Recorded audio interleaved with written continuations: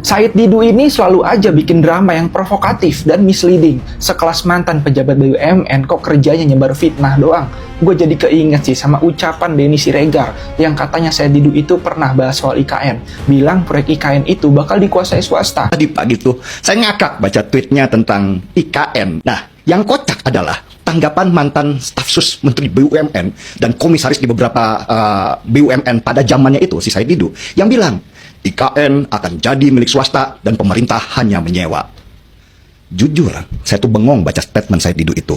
Lah dia kan dulu orang BUMN. Harusnya pintar dong dalam menjelaskan kepada kita bahwa dalam sebuah proyek raksasa selalu ada model kerjasama antara pemerintah dan swasta yang biasanya dibuat dalam skema Public-Private Partnership atau PPP. Atau yang sekarang lebih dikenal namanya dengan KPBU. Dengan dia provokasi kayak gini malah nunjukin betapa dungunya mantan pejabat ini. Gila sih. Sekarang ya, dia itu kan lagi bahas soal PSN PIK 2 dan lagi-lagi salah kaprah. PSN PIK 2 itu adalah program pemerintah yang diberi nama Tropical Coastline dan baru dirancang Maret 2035. Sementara PIK 2 yang udah jadi di sana itu udah ada dari tahun 2011. Tapi si Said Didu ini malah muter narasi, bikin kesana PIK 2 yang sekarang udah jadi kawasan hunian dan perkantoran itu bagian dari PSN. Padahal di situ aja udah nyerap ratusan ribu pekerja dan ngurangin pengangguran. Udah jelas negara dan swasta hadir di sini. Kok ketika lagi hadir malah diprovokasi.